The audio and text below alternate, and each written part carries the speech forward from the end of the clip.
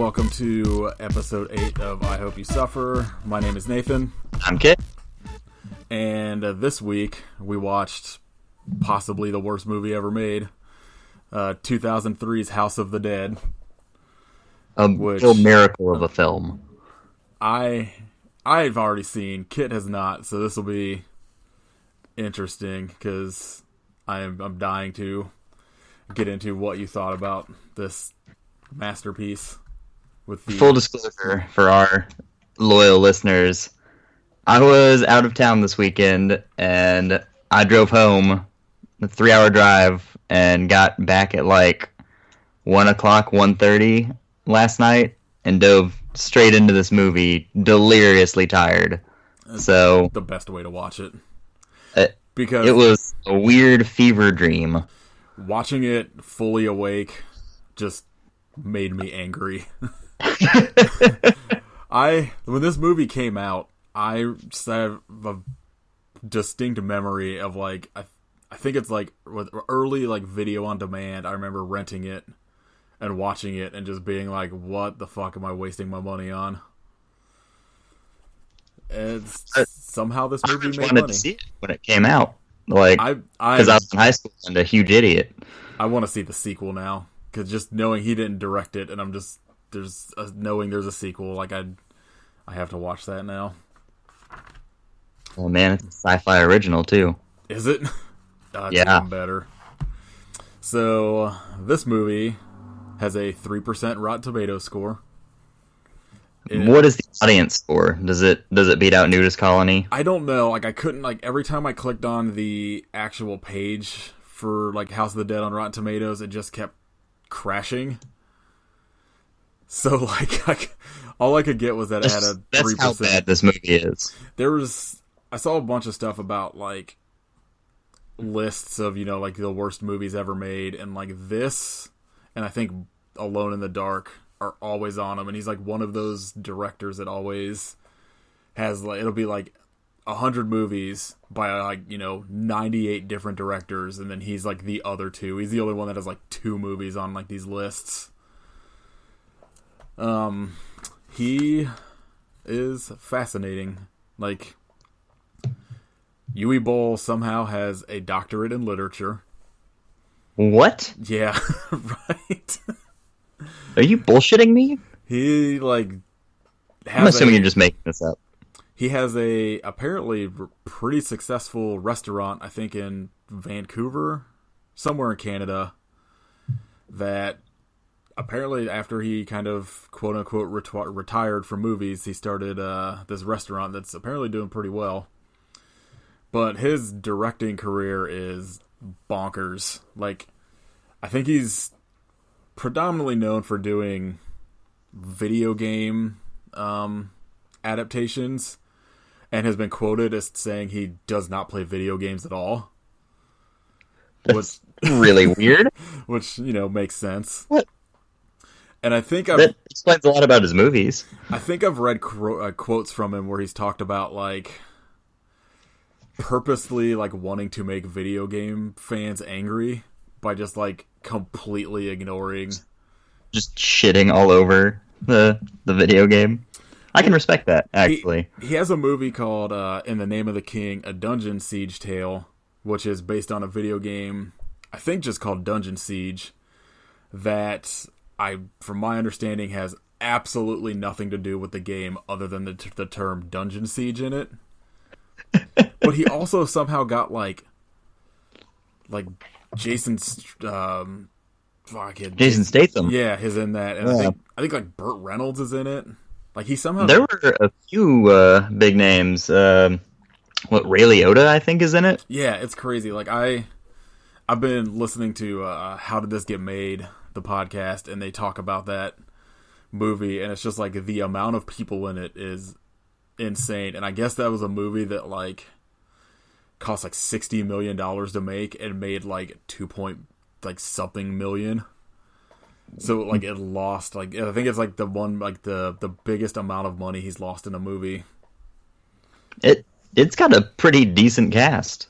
Yeah, Jason Statham, Lily Sobieski, John Rhys Davies, Ron Perlman, but it's Matthew also Lillard. it's also all people you do not want in like a medieval century like period piece. I'm going to disagree. Like Burt Reynolds is the I last. absolutely need Kristana Loken in my medieval period piece. Like I always think of this movie and Season of the Witch, not the Halloween, but the Nick Cage movie, because it's just another movie where it's like Nick Cage really shouldn't be in like a period piece movie, but it's only just going to make it better. So he has directed a fuck ton of movies that I guess like the first handful he did up until House of the Dead, I guess didn't get like terribly like reviewed. Like there were some pretty good reviews and some kind of just like, all right, this is whatever. But once he gets to House of the Dead, it's just like everything. That's a real jumping off point. Yeah, everything is garbage. Like his video game ones specifically, Alone in the Dark, Blood Rain, In the Name of the King, A Dungeon Siege Tale, Postal, Blood Rain Deliverance, Far Cry, Blood Rain The Third Reich. 3 Blood Rain movies. There was a fourth that was planned as well that I guess did not get made. But he also has a movie that I've heard is insanely terrible that I kind of want to watch, but I also don't want to pay to watch it, which is Blubberella. I haven't even heard of that. It's... I look it up. It's... I don't even really know how to explain it other than like an overweight superhero kind of thing. It looks insane. And I've heard it's supposed to be absolutely unwatchable. I see that he has a film called Auschwitz, which I assume is so that was one of the not good on any level. That was one of the other ones I wanted to talk about because it's a movie where he plays like a gas chamber guard, and it's apparently supposed to be like insanely violent and like over the top kind of like graphic. But that's like I can't even imagine what an Uwe Boll Holocaust movie would even be like. I don't know that I want to. I have zero plan on watching that. Yeah, I think I'll be all right. I think I'll live. So, House of the Dead stars...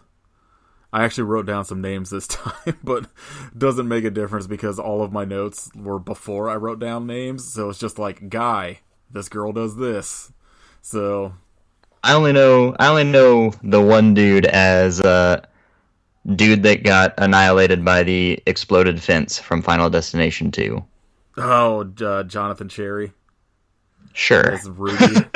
Like kind of sort of the main hero dude. Yeah. Yeah, because he's Jonathan Cherry plays Rudy. I wrote like some of these people I wrote down kind of like interesting credits they've done, but he was like Final Destination 2, but he's in both Wolf Cop movies as well. He's the best part of both Wolf Cop movies, in my opinion. I have not seen either. I'm waiting to do them for this. Oh my god. You're in for a treat. Jonathan Petkow, who did our theme, had suggested Wolf Cop, and I told him whenever we get to either of those, we'd have him on. No, for sure. Yeah. So one of the other people, like, I started this movie, and I completely forgot Clint Howard was in it. That surprised me. I don't know if it was because I was fucking exhausted, or it's just that's how Clint Howard's face is, but... Clint Howard fucking rules. Like, anytime he pops up, it's at least going to be, like, an interesting performance. He's kind of like a Nick Cage... Oh, yeah. Ona Grauer, who plays Alicia, who was in a movie that I've not heard of called Yeti, Curse of the Snow Demon. That is a TV movie that I now want to watch. But she also... I have seen that movie. Is this a sci-fi movie as well? You're damn right it is. Yeah, I figured. But she also does the voice of Katya from Archer. Interesting. Yeah, that was... It's a real step up from Yeti, Curse of the Snow Demon. A lot of the people in this movie are just in a fuck ton of TV shows. Like, a lot of stuff like House and Bones and kind of like those ongoing serial Yeah. CSI type shit. So someone offered them a decent paycheck for House of the Dead, and they're like, "Yeah, fuck it." That's what you're saying. Well, a lot of House of the Dead, it seems like this came before. Like this was relatively early in a lot of these people's careers. Yeah, like, it was like third to fifth credit, maybe, except for like obviously like Clint Howard, and then I'm not even sure how to pronounce this guy's name. The guy who played Kurt, the boat captain, is like Jurgen Pronschau? I don't know, something like that. Which this dude seems like the only person in this movie that has like actual good credits. Like he was in Das Boot, Dune, Twin Peaks, Fire Walk with Me, In the Mouth of Madness. Yeah. And I was gonna say, I know that guy. Yeah, he was in Judge Dredd, The Da Vinci Code. Like he's in actual movies. And then Will Sanderson, who plays Greg, who the only thing I wrote down is that he is in 15 Uwe Boll movies. Wow. Like, that dude is in, apparently just, like, sticks by Boll, like, completely. Are they related? I don't think so. He's, like, the dude you, like, the first, like, guy you kind of think is the main character until he dies and, like, gets his face stolen or whatever at the end. Like, Yeah. It's that dude. And then Ellie Cornell, who played Casper, who I think was the cop that shows up, like the weird, I don't know, Navy officer. I don't even know what she was, but she's chasing Captain Kirk in the movie. My favorite running joke throughout the stupid fucking movie. Captain Kirk. But she's from Halloween 4 and 5, apparently. I don't recognize her, but I also have probably watched Halloween 4 and 5 maybe once. And Biff Naked, the musician, is the DJ in this movie when you get to the super sick rave that's going on. So fuck, I don't even know where to begin with this other than the sick techno music that starts in the opening credits of this movie. Really incredible soundtrack on this one. Yeah, I was gonna look up some stuff and try and like play something at the end of it, but it's just I don't even want to. Like there's one song that plays in the middle of it that like keeps talking about House of the Dead, like some weird techno-y like rap song that is absolutely terrible. It plays during that fight scene, and I was like, what is this song? And then they start saying House of the Dead repeatedly through it, and I was like, oh my god. Oh, they got an original theme for it. Like I said, like before we started recording, like this movie isn't unwatchable. It's just like it needs like 15 minutes cut out of it. And it's just like, it's very 90s, even though it's like 2003. Uwe was definitely watching a lot of The Matrix. Yes. Whenever he was filming this movie, because that shot where I forget her name in The Matrix, but you know she jumps up in the air and it does the 360 camera around her, and then she kicks that dude in the head. Yeah. Like that is all over the place in this movie. I mean, anytime someone does anything, they stop the frame and just do a 360 around them. Like, dude's getting out of a car, stop 360.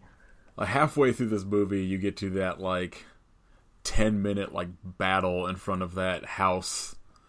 That, like, the one thing I've always remembered, like, anytime this movie's been mentioned that, like, pops into my head is the lady jumping in the air, the zombie dude throwing the axe at her, and, like, it's just, like, that camera shooting around her, and her, like, shooting, but, like, floating in the air.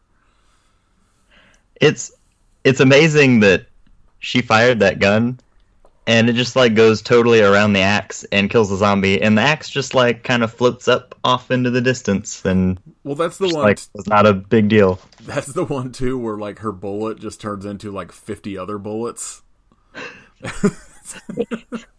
It's so weird. I don't think this how this works. Oh, this movie is awesome.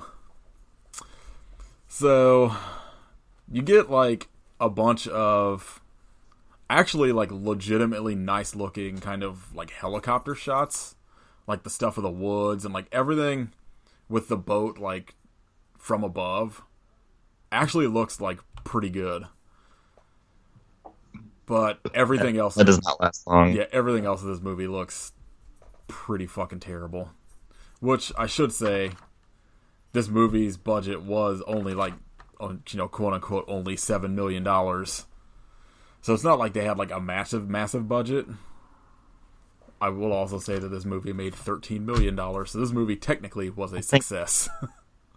I think my favorite thing about it is the wonderful cost-cutting technique of any time they should have shown a zombie being shot and there should be like a shitload of gore, they just put in a little like snippet of the video game and zombies are being shot. My fucking favorite thing in this movie is like the weird cutscenes that just show like clips from the game or like stuff in like fights where it's just randomly like a 3-second shot from the video game. It makes no sense. And there's like if you had no idea this was a movie based on a video game, you would be so confused. Right, like I can't imagine watching this movie not knowing what the game is. Oh my god. Just like the transitions between scenes are amazing because it looks like somebody just got like their first video editor because it's basically like one step away from like Star Wipes. Like there's those like scenes where like the screen just like splits in half and like opens into the new scene and like it's just so crazy. It's like your first time using PowerPoint and you really want to overdo it and have every slide do something fucking crazy when it fades out into the next one. Oh god. I never want to watch this movie again. So after the credits and all the sweet techno, you get voiceover like character introduction that is telling you a bunch of shit that is absolutely pointless to the plot about how like this character is dating this character but has a crush on this character, but this character also has a crush on this other character, and like none of that comes into play whatsoever. Like it's God, I'm glad I was too tired to have realized that happened. And like I'm almost positive the voiceover is supposed to be from Rudy, like that main dude that like kind of like the only person that actually lives in this movie, which makes no sense because I don't think he knows any of these people other than like his ex-girlfriend that's with the group. I don't know, it's crazy and makes no sense. But basically they're supposed to get on this boat to go to this rave on what is known as the Island of Death, which would have been a much better title for this movie.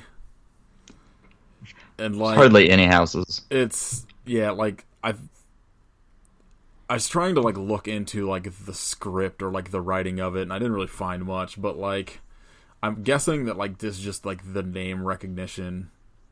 But like it's gotta be. It should just be called Island of the Dead or something. But you get your first shot of the rave as they're kind of like talking about going to this rave that has a giant Sega banner for behind it, because I guess Sega is sponsoring this rave. Why wouldn't they? I'm pretty sure that's what Sega... How could you not sponsor this rave on the Island of Death? That's what Sega was doing after they stopped making consoles. They started producing raves. And you get your first introduction to Clint Howard's character, Salish, who has a crazy accent that only Clint Howard would come up with, and Captain Kirk, because these kids missed their boat to the island and are trying to bribe these two with their boat to take them to the island. And as they're talking to them, the police show up. I'm not sure what like division these people are from, and basically just start yelling at him because you find out later that he's smuggling like cigars and guns that they apparently smuggle and then bury on an island. I don't really understand what their motivation was for that, like that whole storyline. Just a lot of fun. Smuggling things and then burying them. And it also, you cut back like to the... Basically, you just get like a bunch of bullshit with like them on the boat. The one dude, Greg, is like throwing up. You get just kind of... He throws up on that woman, like, which was pretty great. Straight in her face.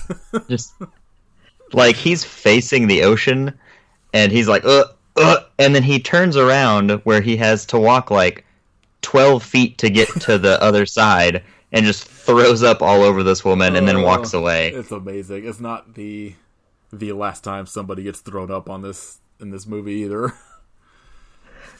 Uwe Boll really loves the really lowbrow, like, fart joke humor. Because it takes, like, roughly 10 minutes to get to boobs in this movie as well. Because you get, like, that scene with just some random couple on the island before everybody shows up, like, while the rave is still going on, that just, like, the one girl goes skinny dipping in this super freezing water because the drunk dude refuses to go in and then falls asleep and gets eaten, I guess. And it also has, like, a ridiculous Jaws shot while she's in the water. Oh, yeah. It's like, if you're going to have a zombie underwater, number one, you should probably show it. And also, rip off, like, the movie Zombie as opposed to Jaws. If a zombie's going to be in the water, it needs to be fighting a shark. Oh, this is the best thing ever. These are the rules as they have been established. Like, have you ever listened to the band Send More Paramedics? I have not. They were like a super heavy kind of like punk thrash band that all dressed up like as zombies. Like their whole gimmick was that they were zombies. And like to the point that when they broke up because their bodies had decomposed too much to like continue going. But they good gimmick. They're pretty awesome, or they were, but like they had a song called Zombie versus Shark, and it's like the only thing I could think about. Like as soon as that like happened, and I was like, this is Buzz done better in Zombie, then I was like, I gotta listen to this song. So they get to the island. I'm trying to figure what the fuck. These notes are fucking crazy. Like I got a bunch of quotes, but like I don't remember. Like I can't remember this one, but oh, okay, I remember what this is now.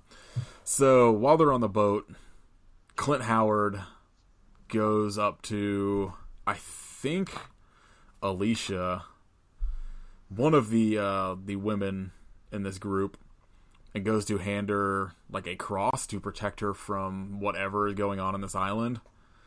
And she's like, "What's this?" And he's like, "It's for protection." And she responds, "It's okay, I'm on the pill." Jesus Christ. Like, it doesn't make any sense, even like as the joke. God damn it. He probably thought that was the most clever fucking thing in the world. I'm going to He wrote it in the script. I'm assuming that's why he made the movie after reading that line. That was it. He came up with that one joke and was like, I need to make a movie around this. My next note was just, I hate everyone in this movie. Like, none of these, like, it's becoming like, apparently a running theme with all of these, that none of the characters in any of these movies are likable. Absolutely not. Especially this one. Like, it's all just douchebags and, like, there's just absolutely nobody. You don't want anybody in this movie to live. Except for, like, Clint Howard. Who does not. R.I.P. Yeah. And, like, this movie takes, like, 40 minutes or some shit. Like, I got to the 40-minute mark, and I was just like, this movie's got to almost be over. And I was like, nope. Got, like, another fucking 50 minutes or something. 4 hours. Like, Lord of the Rings extended cut of House of the Dead. It's just, like, nothing good happens until, like, that fight scene. Because it's just, like, a bunch of bullshit with these characters that nobody would fucking like. It's just, I hated it. It like, at least once you get to, like, that middle fight scene, at least it gets kind of bearable. It's because it's so ridiculous. You're like, what is happening here? So basically, you get all the characters finally get to the island. They get to where the rave is supposed to be at and just find it like completely decimated. Everybody's gone, but they're all stoked because all the kegs are still full. And like, that's probably the right reaction to have, honestly. Yeah. And everybody's just kind of like, oh, well, this is weird, but let's drink. Yeah, let's drink. And then Greg and his girlfriend decide to just go into a tent and start trying to fuck and get or what? No, yeah. So they decide that they're going to go into this tent because obviously this complete like decimation of this rave, doesn't send up any warning signs. They just decide they're going to go into this random person's tent that is missing and start fucking.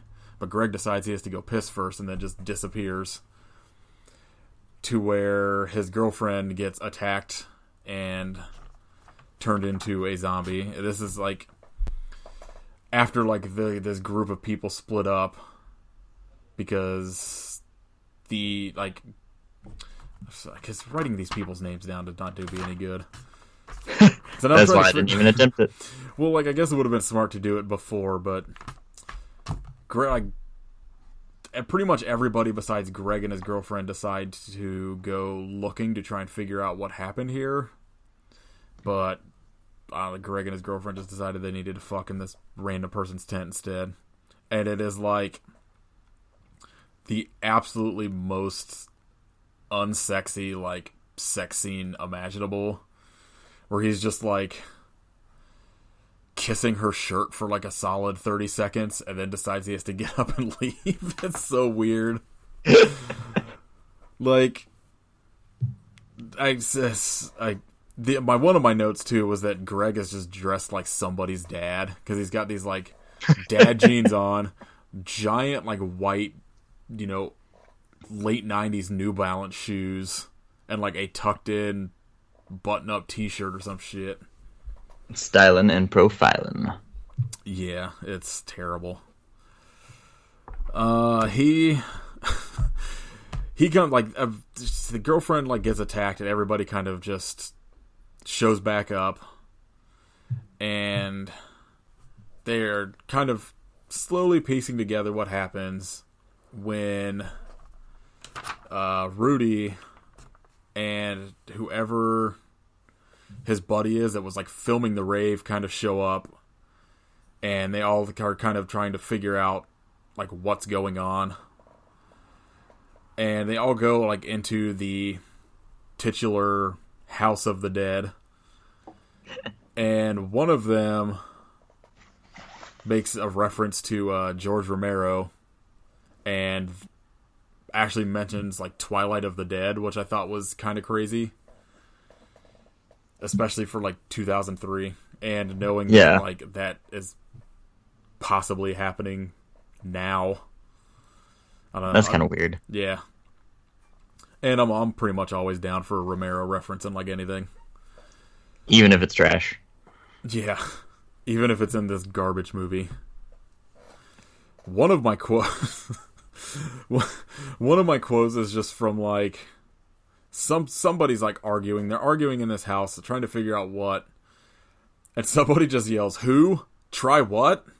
At like completely like nothing. They're just like, the quote makes like zero sense, and I wish I would have wrote down the rest of what it was about. But it's like, it's basically like they're just like, "Oh, how are you today?" And they just yelled like, "Who? Try what?" It's this. God damn it. Yeah. And at some point in this scene, like, one of the characters is this girl named Liberty, who Liberty because she's in a one-piece American flag like jumpsuit. Go figure, right? Who apparently is apparently a karate expert and also Asian because racism. It would not be a week of I hope you suffer if there wasn't some racism involved in this movie. But like this Liberty and somebody else are talking, and some girl, like one of the other girls in this group, just warns the dude to be careful because she's not American. What? I missed that. I didn't write down the quote, but my note was, did she just warn that the girl wasn't American? Jesus Christ. Oh, this movie is fucking awesome.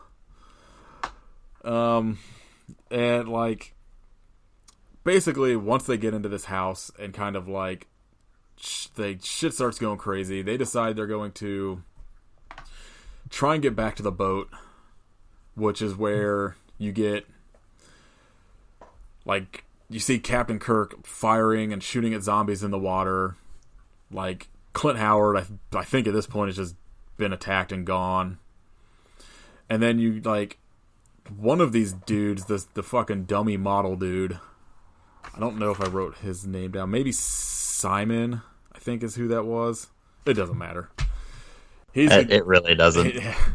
He just, like, takes off running and, like, dives into the water to try and swim to the boat. And immediately is, like, gets, like, halfway there and is just swarmed by zombies. And it's like, oh, fuck, this was a mistake. And starts swimming back. But you do get, like, some shockingly good-looking shots of, like, the zombie underwater with, like, the bullets kind of, like, shooting by him, like, in the water and, like, through him. But you also see the same zombie that has, like, a fishing net wrapped around him, shot and killed 4 different times in this scene. Was it just me, or did you have a really hard time telling who was a zombie and who wasn't?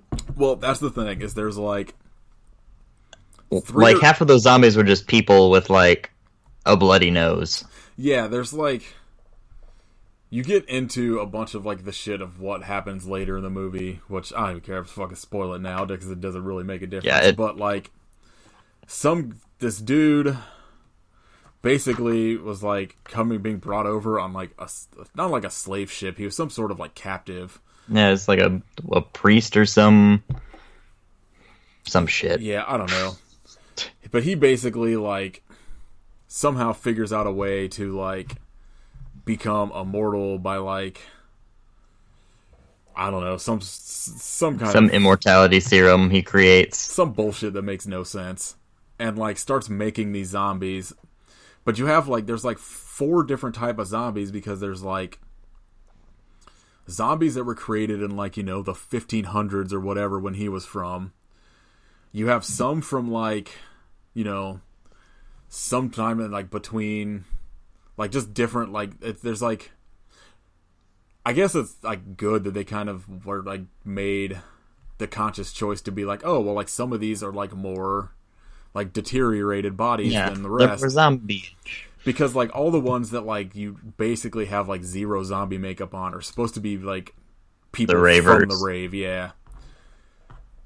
But there is, like, it looks like there's a lot of, like, shots where they basically just had, like, the same 4 people as zombies throughout the whole thing. And they're just like, well, I know we just killed this one, but fuck it, let's just move them over to this scene, too. Had a real small zombie crew. So, the boat's getting attacked. Basically, just, like, shit's going haywire, and they all decide to run back to the house, which is when you get into the, like, 10-minute insane battle where there's, like, so much slow-mo. Oh, well, it's like you got the crazy, like, slow-mo. You got those weird, like, zooming around people shots.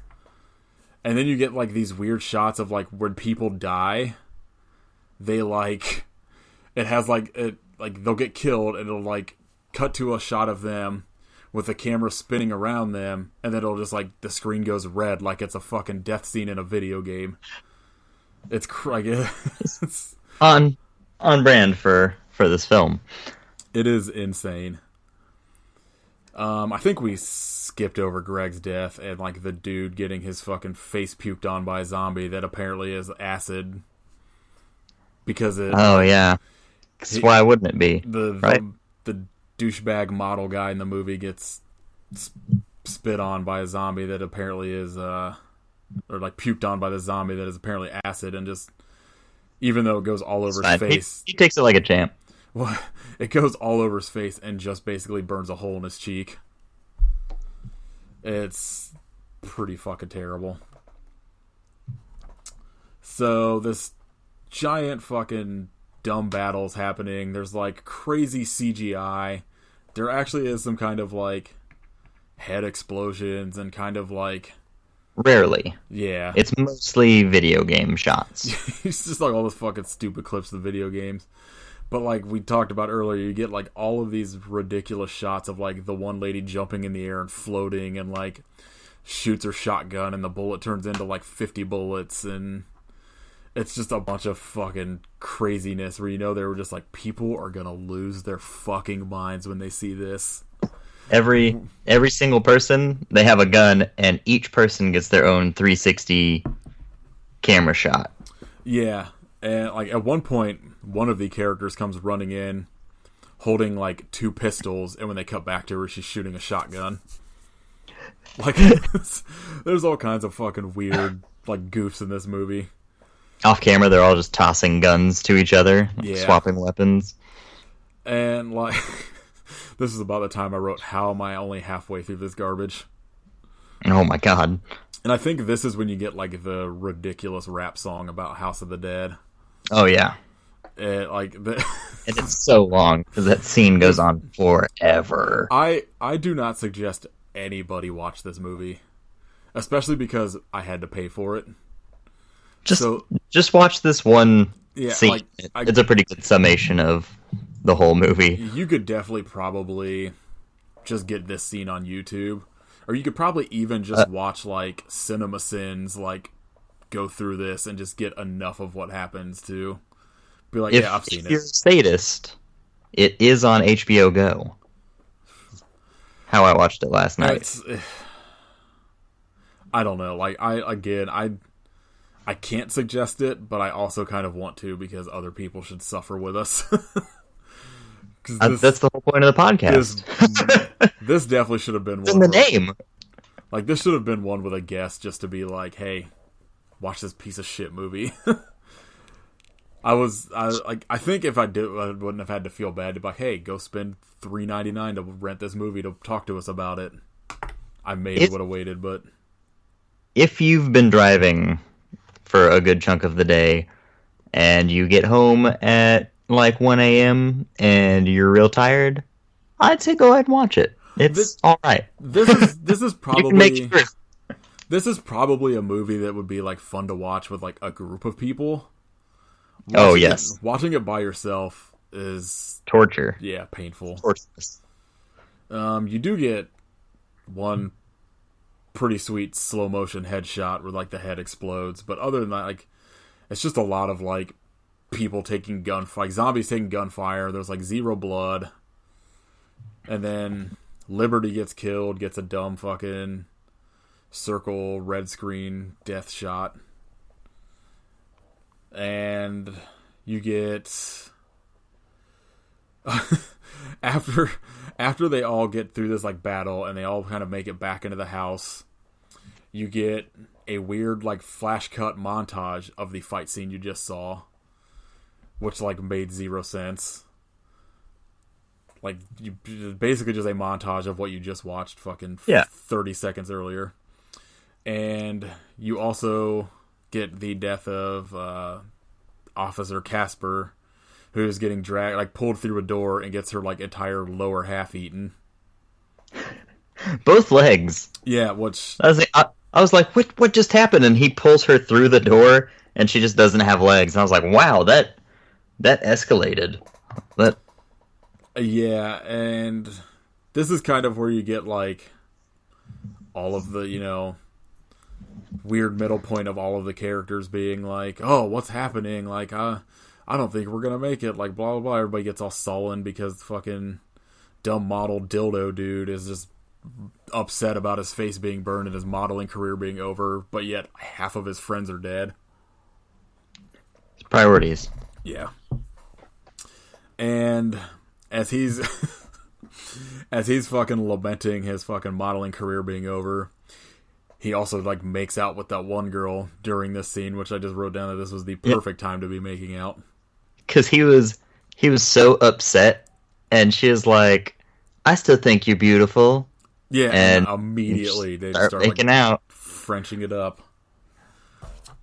I mean, hey, if you're gonna get devoured by zombies, you might as well, right? This movie makes me so mad.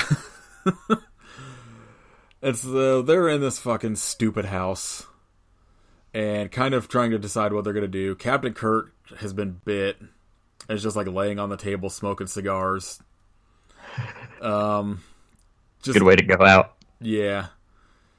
He's like laying on the table. Everybody decides to go like roaming around, searching this stupid house, and they stumble across the laboratory of our main zombie guy and that weird fucking zombie fish, giant sperm looking thing that's in the fish tank. And they kind of just like discover that he's doing, I guess, like blood transfusions to turn people into zombies. I had no idea what like the quote unquote science behind all this was supposed to be. But like there's like they shoot this fucking fish tank with this weird zombie fish thing in it that is full of blood, and the blood hits a dead body, which immediately revives and starts like attacking them. At this point, Captain Kirk decides that he hears something outside, opens the door, and sees like Clint Howard's character as a zombie, and can't deal with it, and decides to blow himself up with dynamite, which was fucking ridiculous because it would have just completely obliterated this fucking house. This is basically made of fucking like splintery wood. Oh yeah, the house is in bad condition. It literally just looks like a shed. Because I think until I realized it was a full house, I was referring to it as a shed in my notes. They should have called it Shed of the Dead. That's a way better name. I would watch Shed of the Dead. Absolutely. So Kirk blows himself up.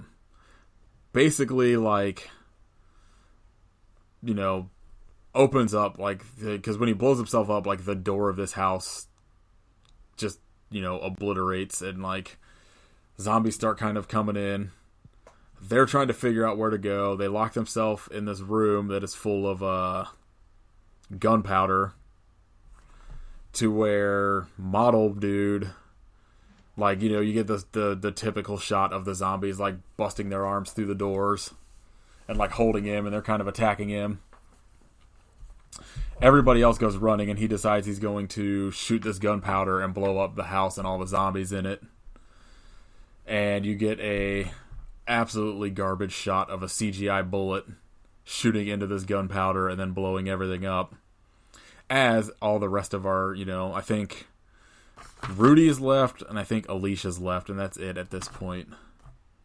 They make it into this underground tunnel where Greg, who is supposed to be dead, shows up in this hood and saves them. And they get back to this lair, to where this zombie dude rips Greg's face off because he's cut off Greg's face and is wearing it. Where Greg is apparently hanging upside down in this dude's lair with no face, but they seem to have no consequence about leaving him. This scene broke my fucking brain. you got like these zombies in like weird, like 1600s, like armor, like garb. Yeah, like this armor, and like they look like they would be like protecting the queen, and they have these like insane swords. And like most of them at this point are just like skeletons, which just made me want to watch Ash versus Evil Dead, or not Ash, Army of Darkness. Because it'd been a much better choice than. I mean, pretty much every time I see just like skeletons walking around, I'm just like, why am I not watching Army of Darkness? Why am I watching this garbage? Yeah, there are much better walking skeleton movies I could be watching right now. And so, an infinite amount. You basically get like the main villain zombie dude whose face is all like stitched together from, I'm guessing, other people's skin. who is like kind of explaining that he just, I don't know, needs people's flesh to keep rebuilding himself because he's immortal, but his body isn't, or some shit. This led to one of my favorite lines in the movie, and I don't have it written down exactly, but it was something along the lines of, one of them, Rudy or whoever, asked the guy, immortality serum, but why? And he just goes, to be immortal! Some shit like that. It's like, what? This entire scene in this fucking, like lair is some of the worst acted stuff in this absolutely terribly acted movie. Just a whole new level of badness. Yeah.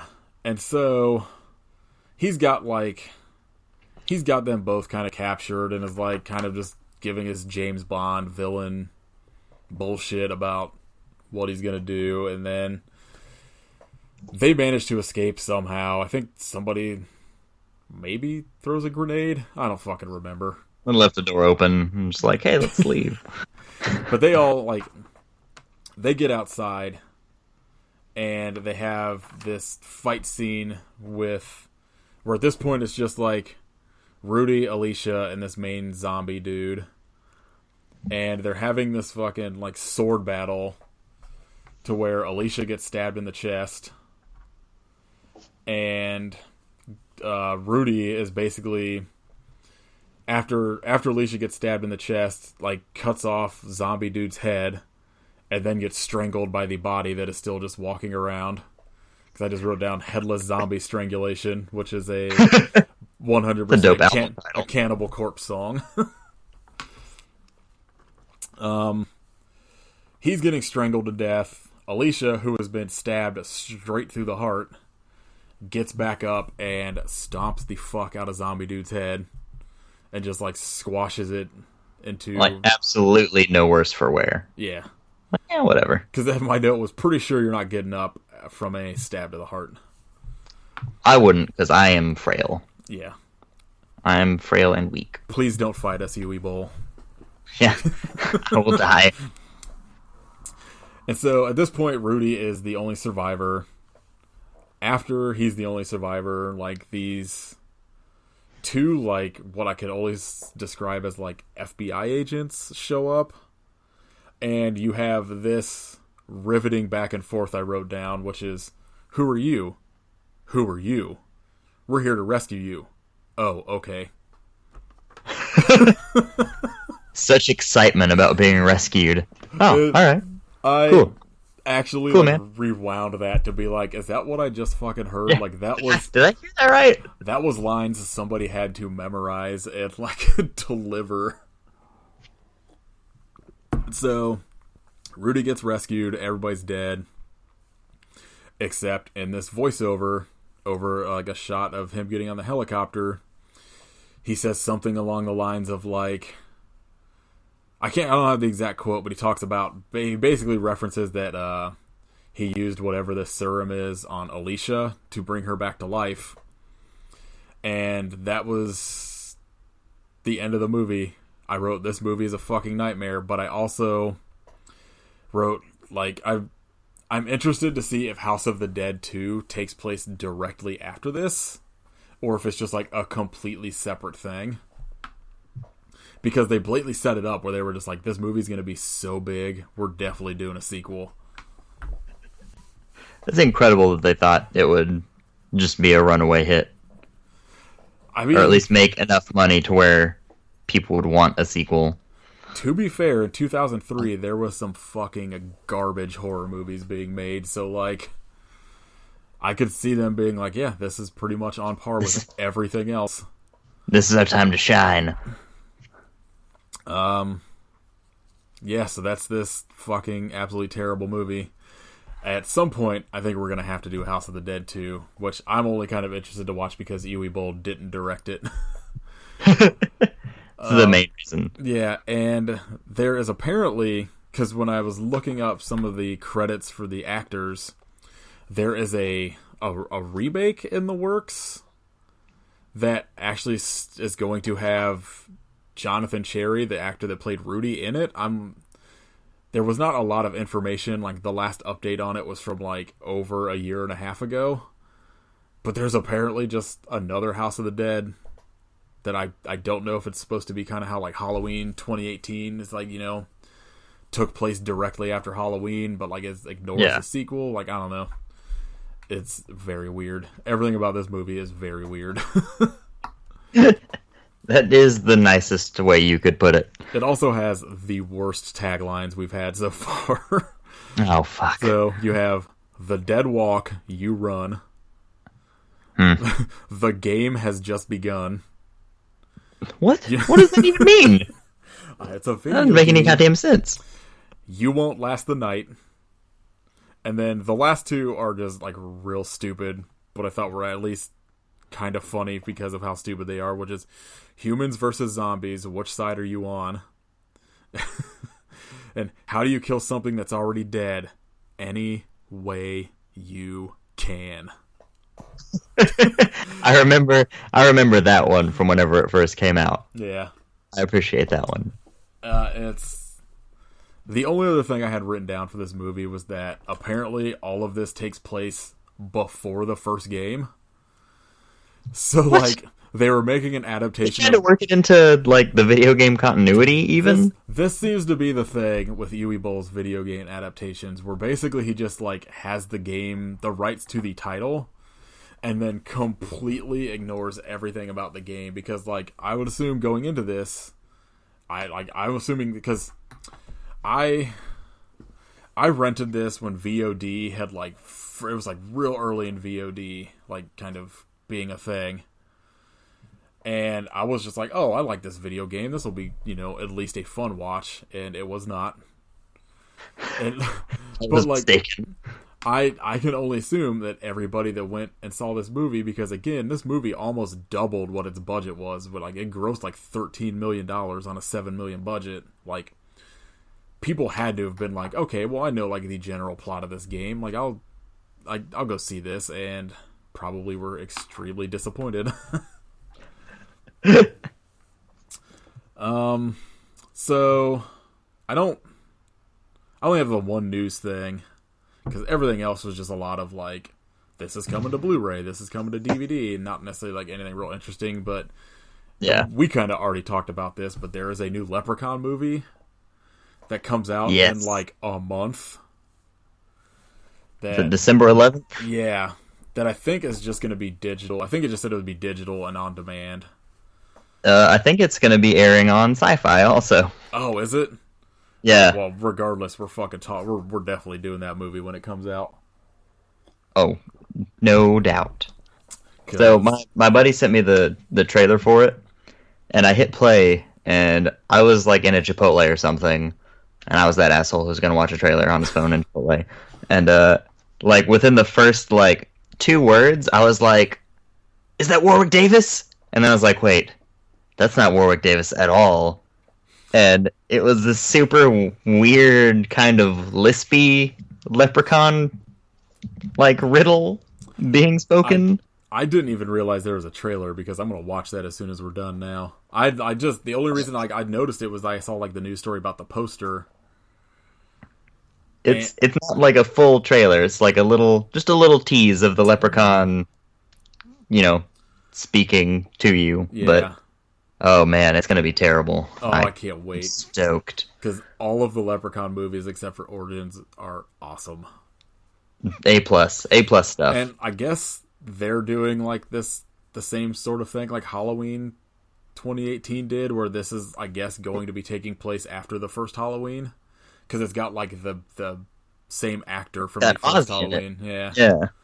If Jennifer Aniston shows up, I'm gonna lose my fucking mind. I would be very surprised. Dude, like, if I was somebody of, like, an actor or actress, whatever, of, like, her stature, and somebody was just like, hey, we're doing this, like, movie that, like, one of your first movies, I'd be like, fuck yeah, I'm in.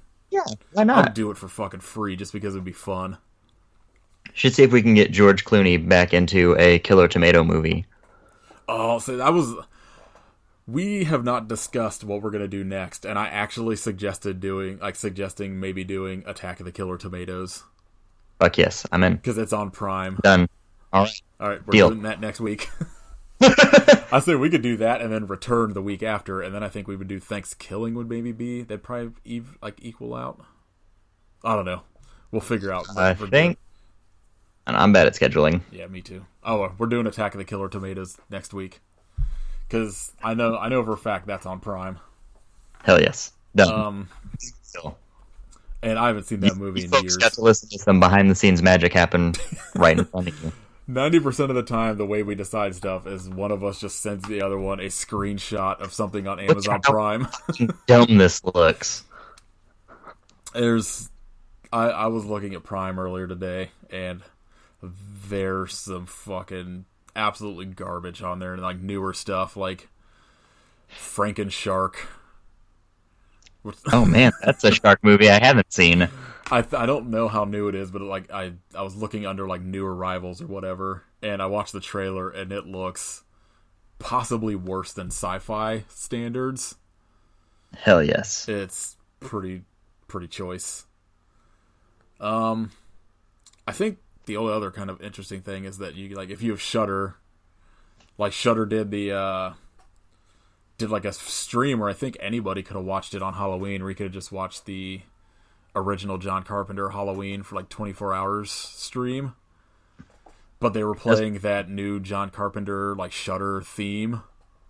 Oh, really? In between two, and you can now actually just like stream that on Shudder if you have it. Like there's just like a separate thing to listen to that song, which is super good.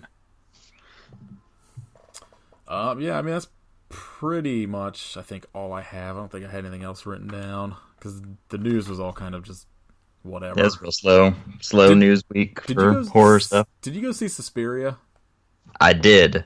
Okay, well, here, spoilers. Going ahead. I don't really want to spoil it because it's fun. I was just saying spoilers just in case there's like anything because I haven't seen it, but I just kind of want to know about it because I probably won't get to see it until like it hits DVD. But I'm gonna try and be vague and non-spoilery, but it was good. It was very, very layered, like much more so than I was expecting it to be, and very much its own thing, like totally separate from Argento's Suspiria. Yeah, I remember like reading that it's like it basically, other than the name and kind of like maybe some shots, there's really not much like tie-in to the original. I mean, there's like the skeleton of the story is the same. You know, you've got Susie at the German dance academy, and it's a coven of witches running the whole thing. But they're much more open about the fact that they're all witches. Like, you start off the movie knowing it. It's not, that's not the big surprise at the end of the movie. And I feel like that made it super interesting. Gave it a whole different vibe. Because Susie, trying to make it through Dance Academy on one end, but then they also cut back to the witches trying to groom her for a ritual and just kind of the struggles on both ends. Right. It seems to be pretty divisive. Like, it seems like it's doing well at the box office, but, like, I've seen kind of, like, an equal number of people that are like, this is amazing, and I've seen a lot of people be like, this is absolute garbage, so... I could definitely see that, going either way if you really like the original. I like the original. I'm not like, Suspiria or bust, So... I'm mostly just intrigued just because it's a movie that just seems like it's gotta be fucking difficult to try and remake. I feel like this was the way to do it. Yeah, it's because it's also kind of like when like Evil Dead was getting remade, where it's just like such a like beloved film. You got to get kind of out there with your concept, kind of turn it on its head. I actually also did read kind of sort of new stuff that there is apparently Fede Alvarez, I think that's his name, that did like the Evil Dead remake and like Don't Breathe, has got like a script for Don't Breathe 2 like done. and I guess is like kind of in talks of still trying to do like a sequel to his Evil Dead. So that'd be kind of interesting. Call it Still Not Breathing instead Yeah. of Don't Breathe 2. Yeah, so I think that's probably it. Yeah, I got nothing else. Yeah, Suspiria was all I got. Yeah.